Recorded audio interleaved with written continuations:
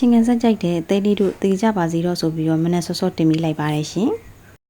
တရေကြပြီးတော့မုတ်ဒီဇိုင်းမပြေးချင်းတော့ဒါကတော့မနေ့ကမမိုက်ပိတ်ရလေးမှာလှုပ်ရှားဖြစ်တဲ့ဟာလေးကိုတင်မိတာပဲဖြစ်ပါတယ်ရှင်ကဲငါးလေးကိုအရင်ပြုတ်လိုက်ပါမယ်ပြီးရင်တော့ဟင်းရည်လေးချက်ပါမယ်ဟင်းရည်ချက်တဲ့အခါမှာမမိုက်ရဲ့ငါးပြုတ်လေးနည်းနည်းထည့်တယ်ပြီးရင်ငါးပြုတ်အရည်လေးထည့်တယ်ပြီးရင်တော့ကျွတ်သွန်ဖြူနဲ့ငြူကောင်းနဲ့ထောင်းလာတာထည့်တယ်အချူငံလေးထည့်ပြီးတော့ဟင်းရည်လေးကိုတင်ထားလိုက်ပါတယ်ရှင်ဟင်းရည်လေးရပြီဆိုလို့ရှိရင်တော့မမိုက်ကငြူသီးစိမ်းကိုအရင်ဆုံးပြုတ်ပါမယ်ငြူသီးစိမ်းပြုတ်လို့ရပြီဆိုလို့ရှိရင်ငြူသီးစိမ်းပြုတ်ထားတာရဲ့ကျွတ်သွန်ဖြူရဲ့ထောင်းထားပါမယ်ရှင်ပြီးလို့ရှိရင်တော့စီတက်ပါမယ်ပြီးရင်လေခုနကငါးပြုတ်ထားတဲ့ငါးလေးကိုပါထည့်ပြီးတော့စီတက်လိုက်ပါမယ်နော်ရပြီဆိုလို့ရှိရင်တော့မြင့်ငပိဖြိုထားတဲ့ဟာလေးကိုထည့်လိုက်ပါမယ်အချူငံလေးနည်းငယ်ထည့်လိုက်ပါမယ်ရှင်ဒါကတော့ငြူသီးစိမ်းချက်နီလေးပေါ့နော်ရပြီဆိုလို့ရှိရင်တော့စပြီးတော့တုပ်ပါတော့မယ်ရှင်ကဲအကျော်လေးနဲ့ပဲမမကြီးရတုပ်ထားပါရဲ့နော်ပြီးရင်တော့ငြူသီးနှစ်လေးထည့်မယ်ပြီးရင်နှံ့ဆက်အောင်မှွေလိုက်နေလိုက်ပါမယ်ရှင်ကဲအခုဆိုလို့ရှိရင်တော့ရခိုင်တုပ်အပူရှာပူတုပ်လေးရပါပြီရှင်ကဲဟင်းရပူပူလေးနဲ့စားလိုက်ပါအောင်မယ်ရှင်